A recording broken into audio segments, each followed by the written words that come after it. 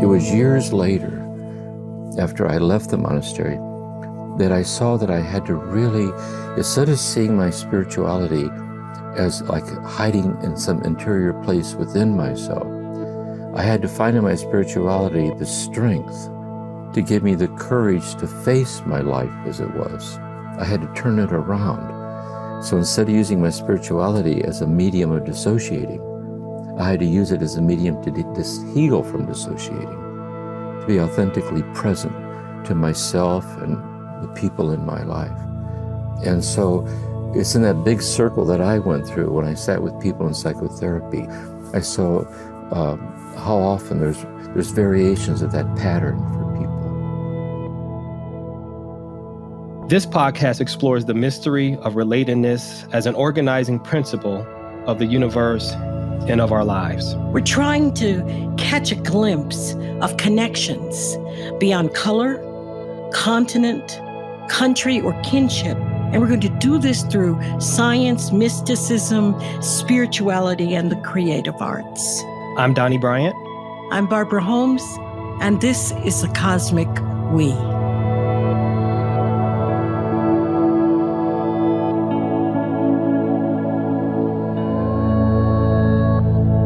Welcome to the second season of The Cosmic We, a podcast that explores relatedness beyond color, kinship, continent, or country. As we did in the first season, we're holding conversations with guests who live, work, and share their giftedness through science, service, spirituality, and the creative arts. And during these conversations, we hope to catch a glimpse of the mystery of relatedness as an organizing principle of the universe. Today, we're really delighted to introduce Dr. James Finley.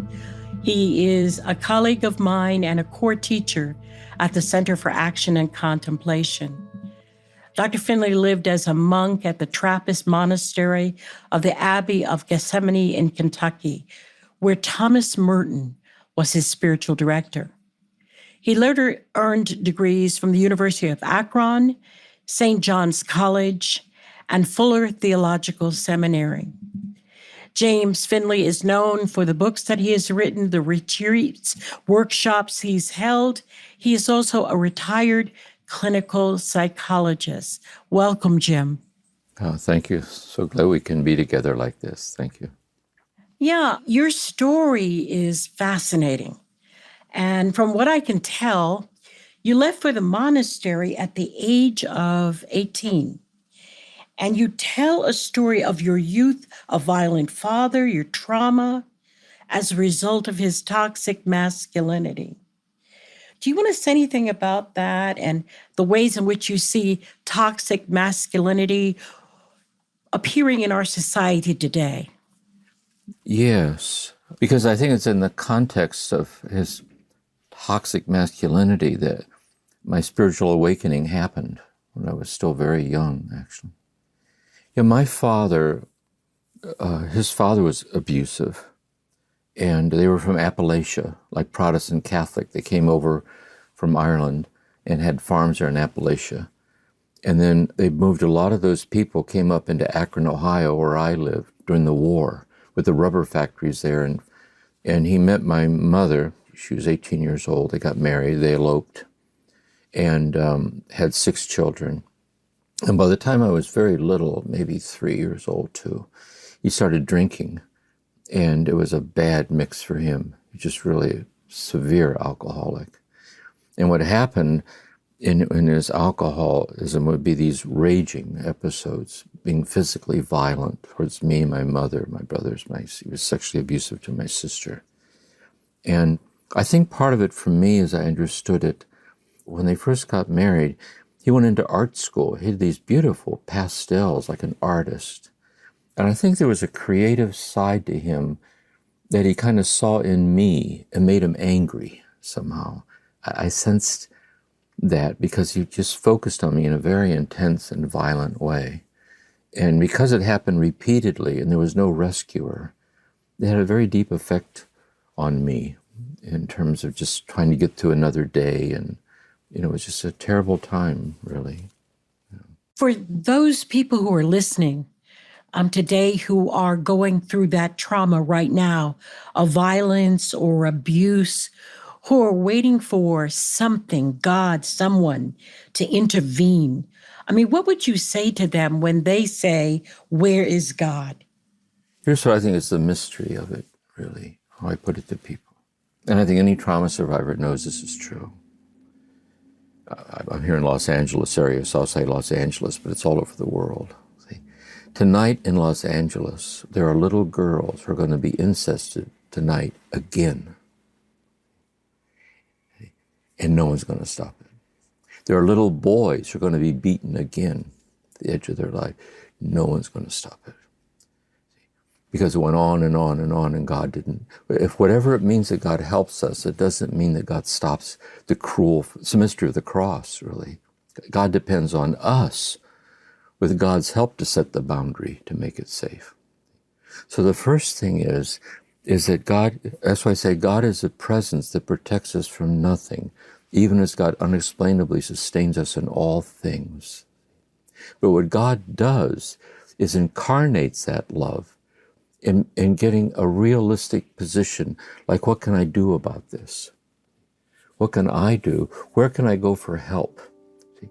Where can I go for help? Someone could, and how, if I'm presently in risk, see, where can I go to, where can I get help prudently? Because sometimes if you're presently with the perpetrator, get help increases their rage, increases your risk. So how to be very prudent about doing what you can to get the help that you need, to have a psychological ally, to help you find your way out of the predicament into a better place. And then to know that as you do that and get out of the immediate situation, the inner work consists of the fact that although the traumas may be over, the internalized effects of trauma still live inside of you. So a triggering event is anything in the present that reminds you of the trauma. So someone comes back from Iraq and they're stopped at a stop sign and the car next to them backfires, have a panic attack, because all it took was a loud noise to recreate it. So to be in the presence of an angry person, to be in the presence, and so you get into this post-traumatic stress disorder thing. So then you need help kind of how to work your way through that, to understand those experiences, to integrate those experiences, to accept those experiences, how to be more empowered in the experiences. And that's the journey. You know, it's unique as each person's own life. And so there would be some of the variables, I think. You know, Jim, I've been so inspired with your work and the wisdom that you bring and have shared, particularly making the connection between the inner spiritual transformation of a person and the correlation with suffering. And I think I recall in one of your talks, you said this, and I quote, "The mature spiritual person has a heightened sensitivity to suffering." Could you talk a little bit more about the relationship and the correlation between suffering and the spiritual maturity of individuals? Yes. Well, I would share the specifics of this is unique to each person. But the underlying themes resonate with each other, like we're all interconnected with each other this way. And so for me, the place where spirituality and suffering touch each other is, my mother was a devout Catholic. My father was very anti-Catholic. That was one of the sources of anger in the home, was religion.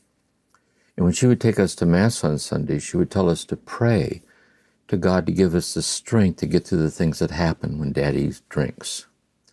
And so one night, I was a little more than 3 years old. One of my first memories, I remember lying in bed at night in the dark and listening to my father beat my mother outside the door. And I was very sad because maybe he hit me earlier that day. I knew the next day he'd hit me again if he wanted to. No one would stop it. And so my mother prompted me to do, I asked God to help me. And my experience is God heard my prayer, came to me in the dark and merged with me there in the dark, letting me know that I wasn't alone. It was a very deep experience for me. So when I woke up the next morning and went outside with the family, the violence continued on, But for me, it was much better because when my father thought he was hitting me, he was hitting that effigy of me, that people could see. He didn't know the real me had been taken by God to some secret place inside of God where the violence couldn't find me. And so my refuge became this interior place in God. Later, when I became a psychologist, I realized that what I was doing is I borrowed from my mother's religious images as a foundation that I was dissociating. I was in a dissociative state. So I wouldn't become psychotic. I had to distance myself.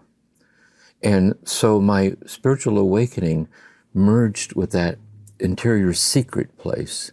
They continued all the way through high school. The violence got worse. And that's when I went to the cloistered monastery. It was years later, after I left the monastery, that I saw that I had to really, instead of seeing my spirituality as like hiding in some interior place within myself, I had to find in my spirituality the strength to give me the courage to face my life as it was. I had to turn it around.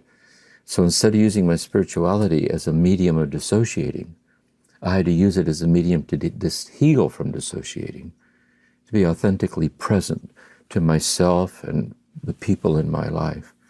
And so it's in that big circle that I went through when I sat with people in psychotherapy. I saw how often there's variations of that pattern for people. I appreciate that. Not just the presence of the reality of the present suffering, but you're speaking to the unhealed or the unprocessed trauma that could also cause present pain, right, and suffering when we're experiencing those triggers. How do I find peace that may be disconnected from the reality of present suffering? Yes, I think, first of all, you find who's around that in any way at all to be a safe person in your life. So for me, for example, my grandmother, my mother's mother, she's kind of the matriarch of the family. And I know she loved and cared about me. Her sister, my aunt, was a nun, my Aunt Lucille. She cared about me. And I had a couple of teachers at school. And so you're not completely alone. Like, who's the person? And for me, what was deepest of all for me was, especially when I went to the monastery, is there were certain moments of awakening for me. They were very powerful for me. And I knew that God's oneness with me that was granted to me in the awakening. I realized that it wasn't in those moments anything more was given to me, but I fleetingly glimpsed the oneness with God that's true of every moment of my life. And therefore I can have faith that lives inside of me. And through a spiritual practice, I can sink the taproot of my heart like a refuge in God, like a rendezvous place.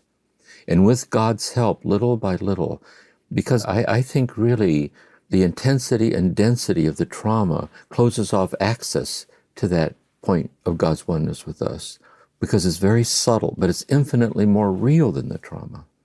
So I would think, first of all, just for like little moments, sometimes even childhood moments, where you sense something of the holiness of life, or life matters, or God's oneness with us, or the mercy of God, and then foster that in a daily kind of rendezvous with God, to deepen that as your reference point from which to draw the courage and the insight to very methodically, like courageous prudence, to find your way out of the darkness into the light. And the monastery itself was no picnic. I think you say at one point that it was God's Marine Corps. You tell us a little bit about that. In the Catholic tradition, the religious life, the life of the evangelical consuls, poverty, chastity, and obedience, as a symbolic way of expressing one's discipleship. So most people in that life, that vowed life, they have an active ministry, a charism. So teaching or working in hospitals or with the poor, they express it. But in the Catholic tradition, there are also cloistered orders. So for example, the Poor Clares, the Carmelite nuns, Teresa of Avila, the Carthusian hermits, the Camaldoli order, and the Cistercian order that I entered. They have no active ministry. It's completely hidden life, giving witness to the ultimate reality of God in our life. It's like an eschatological sign in the community. And so it's a very simple life of silence, chanting the Psalms, and this interior conversion. Master St. Benedict talks about the deifying light, the silence. And then this was just before the Second Vatican Council. Some of this has changed. But we got up at 2:30 in the morning, slept on a straw mattress on boards in a common dormitory, went up to the chapel and chanted the Psalms 7 times a day for the canonical hours. We did manual labor, ora et labora. The rest of the day was in silence. We didn't talk. We used sign language. I didn't talk to anybody for 6 years, except for confession and spiritual direction. So I lived in complete silence, chanting the Psalms this way. And it really affected me. I can't tell you. And then I had Thomas Merton as my guide for it. And I started having these experiences there of God. So it was rigorous, but it was God's Marine Corps in that sense. But you get used to anything. And what I saw in it was a simplicity shining through it. See, I saw it as a kind of a radical fidelity to the utterly delicate infusions of God's love into our heart. And I was being, it's like, how can I learn from God in this place of silence? Because God brought me to this place that I might learn from God how to surrender myself completely to God, who in Christ I know is completely surrendered to me. In the reciprocity of mutual self-donation and love, this union occurs. And that union, although it's hidden, it touches the whole world in ways we don't understand. Thomas Merton had insomnia, and he writes in one of his journals, he said, and suddenly the bed becomes an altar, and in a distant city somewhere, someone is suddenly able to pray. And so our spiritual work, like Christ's work on the cross, it permeates all time, it permeates all space. And when we're interiorly faithful to this hidden way, it's a form of interconnectedness with all of humanity, like that. And that's what it was to me. And you offer us a lens that, few people can get. We all want to know, what was Thomas Merton like as a person? It's like you two, when you know somebody personally, and you say, tell me what your friend is like. You go, well, but my sense was this, first of all, I knew that he had written all these books. A lot of the monks were in the monastery because they had read his books. So I knew he was an internationally known teacher. I also saw that he held the lineage of the mystical traditions of the Christian faith. That when I was in his presence, I was in the presence of a lineage holder. That the mystic down through the ages, down to Christ spending whole nights in prayer. To say sometimes, when you're in the presence of an awakened person, you know your heart has not deceived you because you sense you're in the presence of someone in whom it's been realized. And so it was that. So I was so amazed that I could be with him, really. And what he was with me, really, he was very kind to me. Because all this trauma, and a story that I tell, is because of my trauma, I was so moved by going in to see him. I couldn't talk, I'd hyperventilate. I had a hard time breathing. And he asked me what was going on, and I said, I'm scared because you're Thomas Merton. And I worked at the pig barn at the time. There was a big farm operation there. And this was a brilliant intervention. This is characteristic of him. He said, every day under obedience, I want you to end afternoon work early, and before Vespers, I want you to come here, knock on my door, and tell me just one thing that happened at the pig barn that day. And as soon as he said it, I remember feeling inside, I can do that. And it leveled the playing field. And we would talk and make jokes about the pigs and all of that.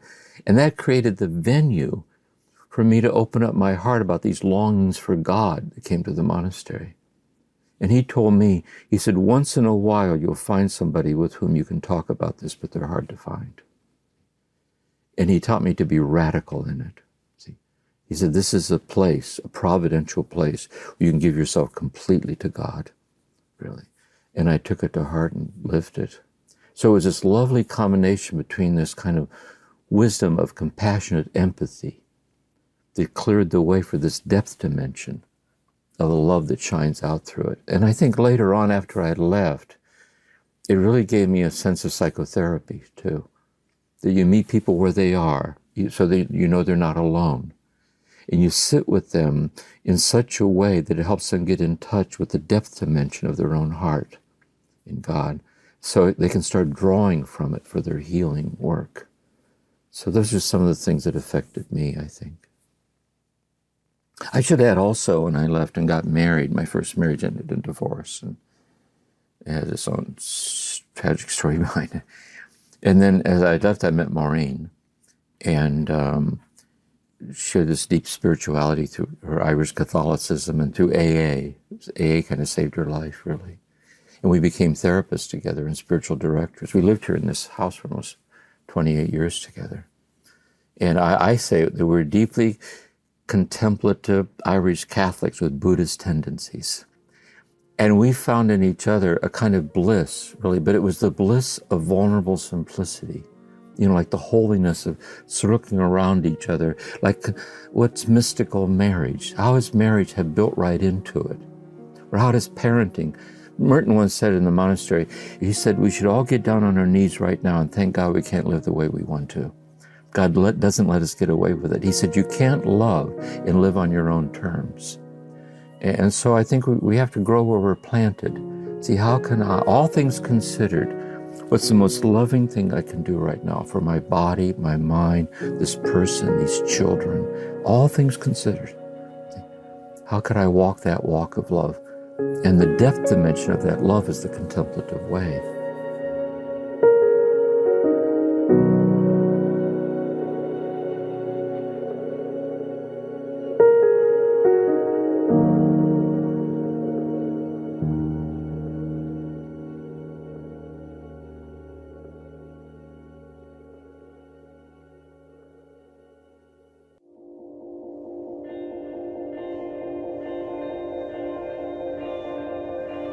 You mentioned earlier this idea of the mystical connection or the mystical union or reconnection with God. And would you say that this is the ultimate concern, not only this becoming one or awakening to that oneness that already exists, but also reflection of that oneness with humanity and all kinds? So almost is the ultimate concern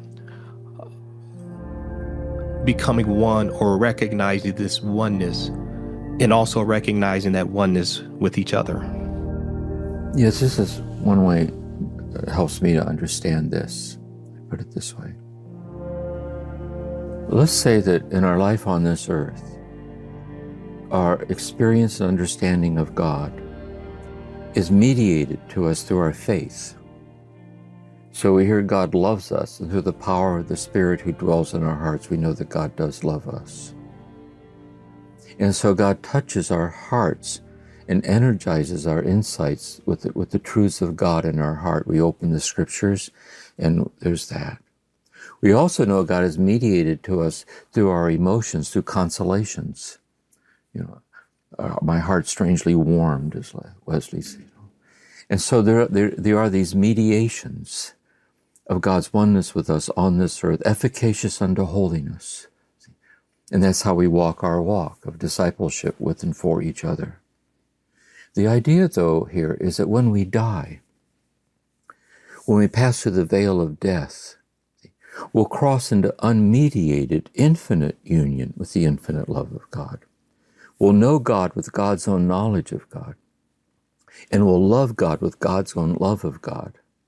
We'll be as much God as God is God, and our eternal nothingness without God. In the order of grace and love is ultimate divinization of the life and glory. Now here's the thing, I think. Most of us, we walk our walk mediated on this way through faith, a sincere discipleship, sincerely lived and shared. I would put one more step. I think also in our life there are certain moments from time to time we're graced with an unexplainable sense of oneness. Thomas Merton uses some examples in nature. He says you're out walking and you turn to see a flock of birds descending. And as if out of the corner of your eye, you sense in their descent something primordial, vast, and true, divine. And it isn't as if you sense you're in the presence of God, but somehow you sense that the infinite presence of God is presencing itself and completely giving itself away as the intimate immediacy of your very presence. It's like an unexplainable sense of oneness. And when that's actually occurring, you realize, like, what a fool I am to worry so the way I sometimes do. Like this. See? Thomas Merton says, the world and time are the dance of the Lord in emptiness. The silence of the spheres is the music of a wedding feast. And we don't have to go very far to see that dancing. When we are alone on a starlit night, in the presence of the beloved, reading a child a good night story, the pause between the lines of a poem, it flashes forth and gives itself to us. I think everyone has these moments. Sometimes they're very intense, actually, but they're often extremely subtle. Like if you weren't careful, you would have missed it. And what happens when it passes, it energizes our faith life. It gives vibrancy to this mystical dimension of the ordinariness of everything.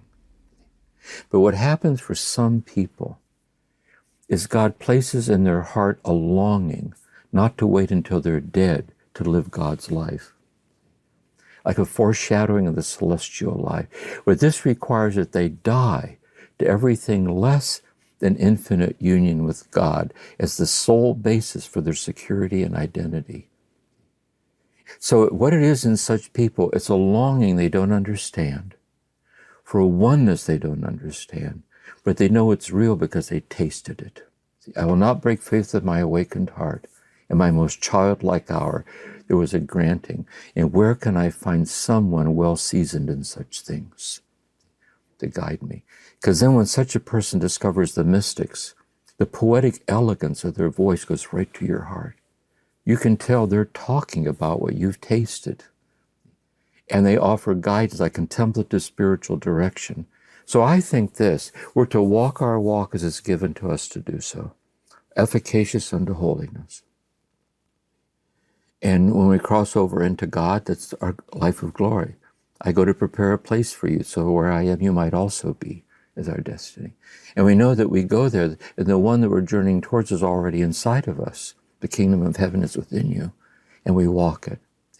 But for some people, there's this mystical intonation. See, how can I, in the unresolved matters of my heart, surrender myself over to this wordless communion and let it have its way with me? So I might be transformed by God into God through love, and then incarnate that in the way I'm present to each person that I'm with, in the way I see the sun moving across the sky. And that's my sense of it for me. There's a quote in one of your videos, and you say, when you risk sharing what hurts in the presence of a person who will not invade or abandon you, then you can learn not to invade or abandon yourself. That really struck a note with me. It really did. Yes, I want to respond to that and then take it one more step too. Let's say that trauma, especially if it happened to you as a child, especially if it was repeated, especially if the perpetrator showed no remorse, and if there was no rescuer, it soaks into you. And you're hyper-vigilant because you still, in the timeless world of the unconscious, those traumatized aspects of you still live in there.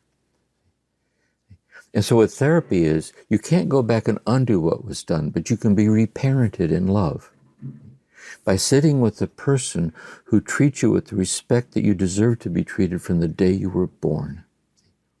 And so they do not invade you with sermons and answers and whatever. They're very respectful, and they don't abandon you.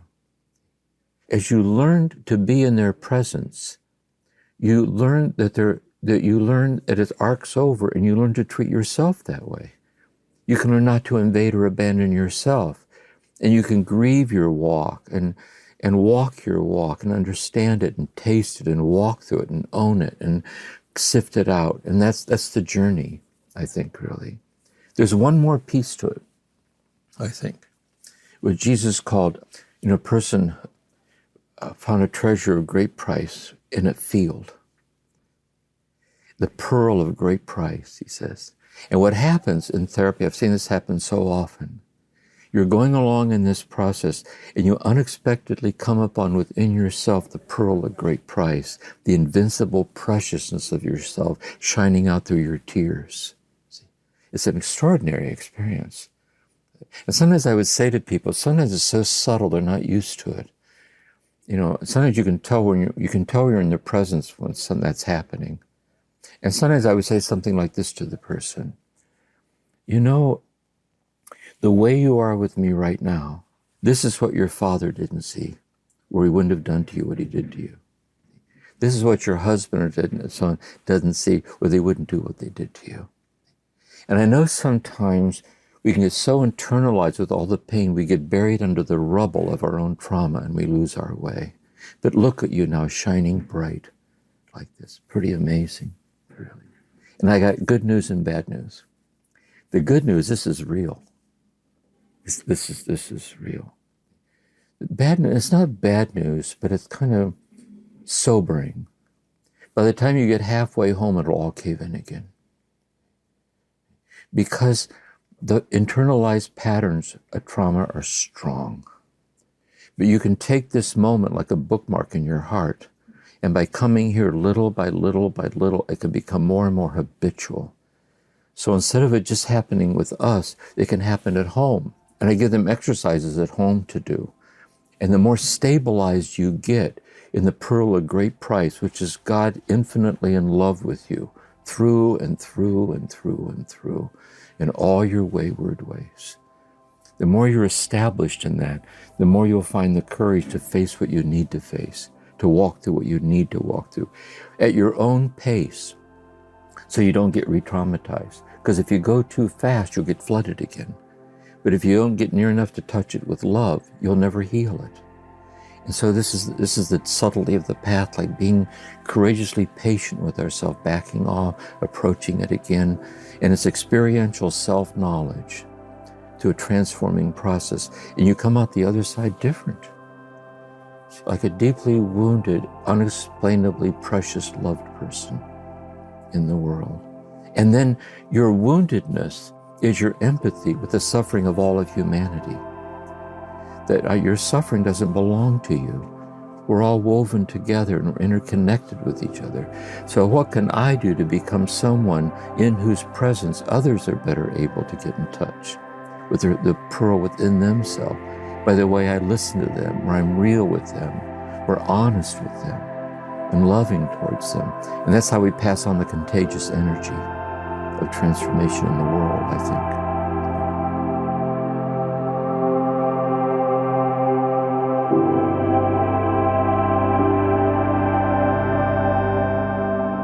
Speaking in reference to the journey or the pathway to healing, you mentioned earlier that Thomas Merton was also a holder of the legacy of mysticism. One of the mystics that I would like to maybe glean from is Guigo II in his work, The Ladder of the Monks. You speak about this in depth in some of your work and your talks. Could you help us make the connection with some of the practices and the principles that Guigo discusses and help us to understand how spiritual practice, spiritual discipline that is elaborated on by Guigo can help us in spiritual transformation, particularly in the area of healing? I think Guigo, in the Turning to the Mystic series, when we go through, he's like Teresa of Avila in this sense. They both start at the beginning. The other mystics, they kind of assume you've done your homework in psychological spiritual maturity and discipleship, and they start talking about the touch. But Teresa and Guigo, they start at the very beginning. And so in short, what Guigo says is this, basically. he speaks of a ladder to heaven. And there are 4 rungs of the ladder. Each rung of the ladder is a grace state of consciousness. And so the first rung of the ladder is Lectio Divina, which is an actual act. In other words, it's an actual act. And what Lectio is this, is you open up the scripture, say the words of Jesus, "Fear not, I'm with you always," say. And when you read it, even before you think about it, your heart recognizes that it's true. Lectio Divina is sustained receptivity to being intimately accessed by the beauty of God's presence like this. And T.S. Eliot, says in Four Quartets, if you hope too soon, you hope for the wrong thing. You think too soon, you think for the wrong thing. And we have to practice holding in abeyance our opinions about that. We have to practice a kind of sustained receptivity of being accessed that way, so it stabilizes.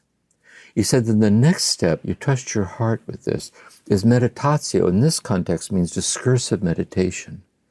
You then reflect on it in an inner dialogue between you and God, on how is this personally true for you. See, where are you? Talk to God about this. Like, where are you at with this? Or what questions does it raise in your mind? And what does it lead you to sit with? And so you own it in your mind that this is the mind illumined by what was intimately received in childlike, silent, love-infused faith. See? So it's the intellect infused with this depth dimension of this reflective mind. Like the theologian is the one who prays. It's that kind of reflective thinking. Next is prayer. And prayer is the heart, from the heart center. Help me with this. See, I can't do this without you. See, help me with this. Out of the depths I cry unto thee, O Lord, hear my voice. And those are the 3 rungs of the ladder is our way to, and then each time you finish, you ask God not to break the thread of that when you go through your day. See, how can you have an underlying Lectio sensitivity of being receptively open to God's presence in each person you meet, in each event? How's this Lectio? How can you see things? It isn't just what would Jesus do in this situation, but how would Jesus understand this situation? What would Jesus' attitude be towards this situation? What would Jesus say in the light of this situation that might be helpful? And then you come back each day to your rendezvous and you deepen it, and go on and go on. The 4th rung of the ladder is contemplation. This is the mystical part. He says, what happens, Guigo says, is that you're in this desire, you're on this ladder, you're in your prayer time. What happens is the longing for God gets deeper. As a matter of fact, the longing for God gets so deep, it doesn't lie within your finite powers to consummate it. See? And you cry out to God, see? And God's the one who's the author of that love. God's doing a number on you, see, tying you on. And then he says, you're crying out to God, and then he puts it, and God cuts you off mid-sentence and comes across, there's a boundary crossing, and grants the oneness and takes you to himself unexplainably in this ecstatic moment, see, of oneness. Then Guigo says, when the moment passes, I'm summarizing here, how I put it, when it's over, it's like falling backwards in slow motion. And what do you fall back down to? The Lectio. You're sitting there with the scriptures on your lap, the tear-stained page. Fear not, I'm with you always. But now it's different. Because you know at any moment the word can catch fire. You meditate as always, but now it's different. Because now you know the inner workings of an insight can suddenly break open, and a divine knowledge beyond what thought can grasp. And you know that your heart's longings without warning can be unexplainably consummated by this infinite love that's transforming you into itself unexplainably. And you learn to live like that. See? And by the way, you're still just yourself. You're just trying to get through another day. You're just going along. You're just a human being. But that's the point. This is incarnate infinity. This is Christ consciousness, intimately realized and lived. That's just amazing, Jim. I think one of the most delightful exercises that you do with the living school students is the exercise, I'll be God and you be you. And each of us, holds this spark of divinity. So the God in you addresses with such love, such depth of love that we're almost, as we're listening to you speak to us, as God transported from where we are, sitting in our seats, attentive and wanting to learn, and we're just transported in that moment.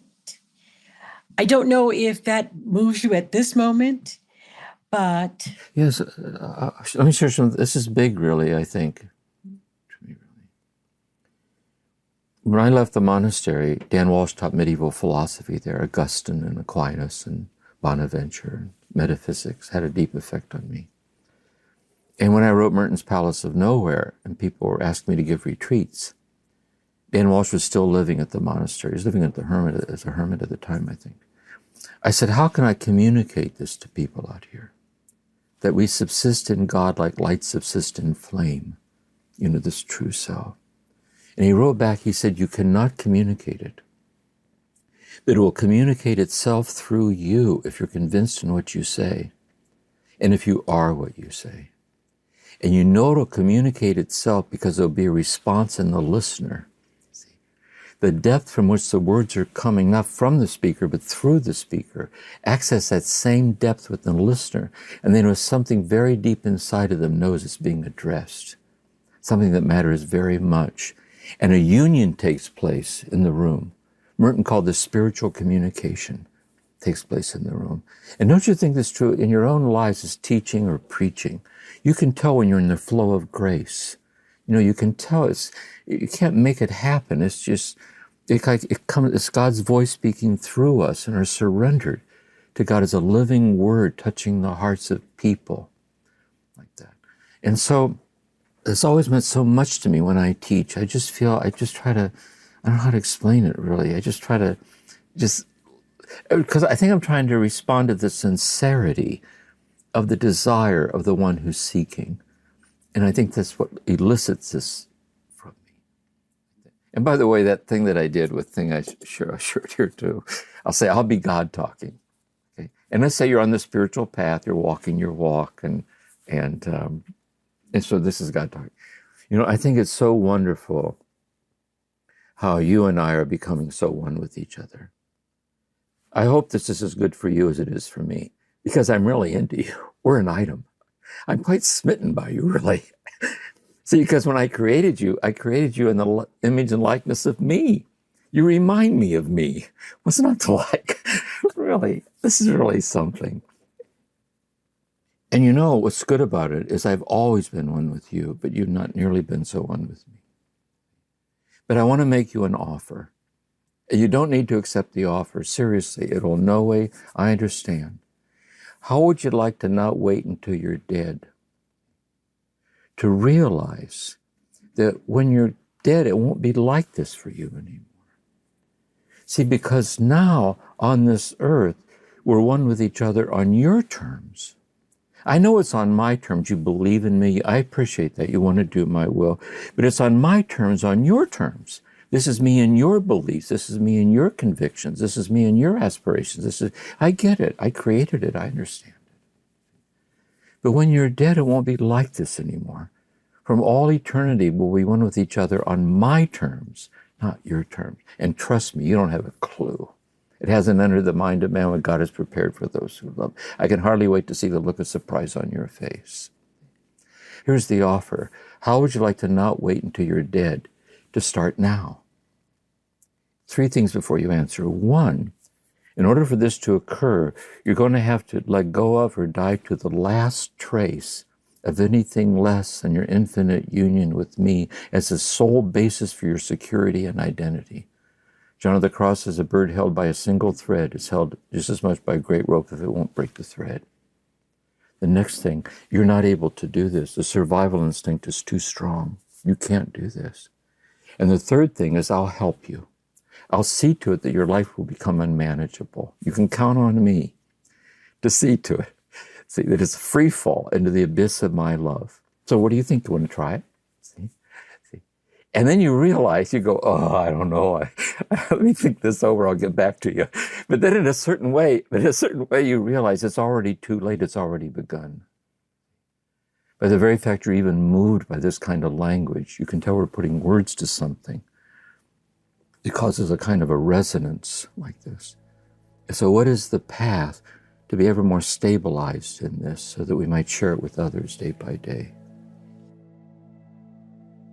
Jim, as you describe this cosmic conversation, it made me think that this invitation from the divine is for everyone.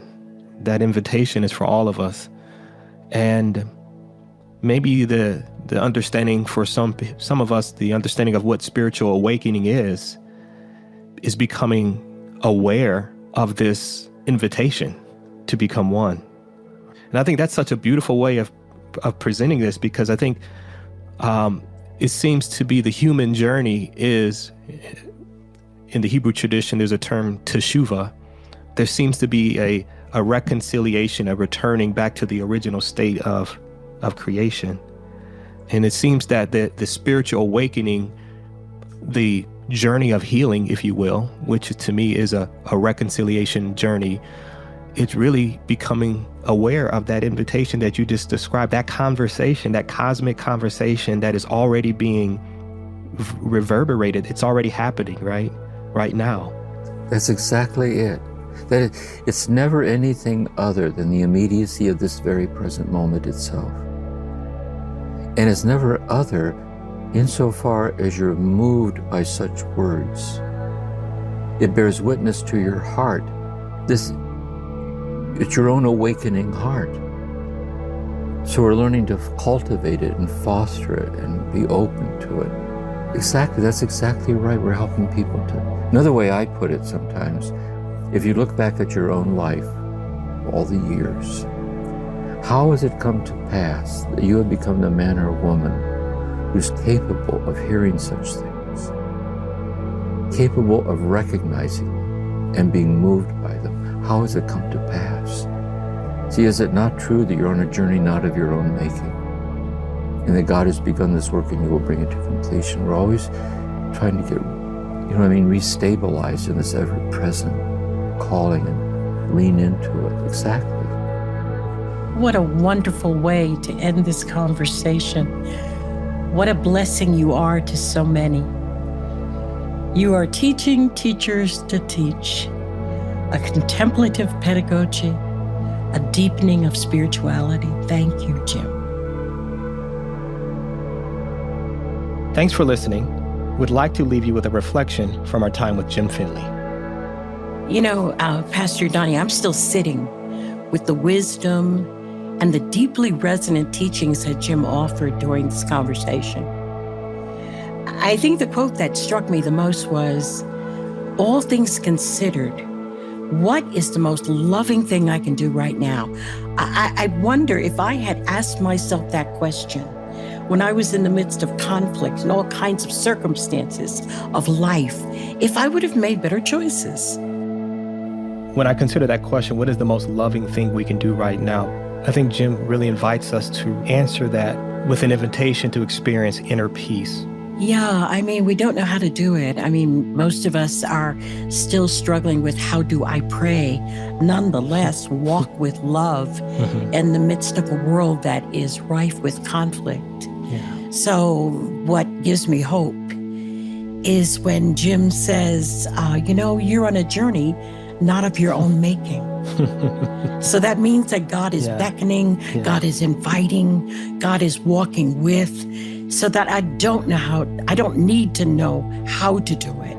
I need to be willing to just take that first step and walk. It's almost as if there is a partnership, and the reminder of that is so helpful that that regardless of our choices, regardless of our mistakes, regardless of whatever has been done to us, that there is a gracious outcome that we walk in partnership with God. That is such an amazing hope to hold on to.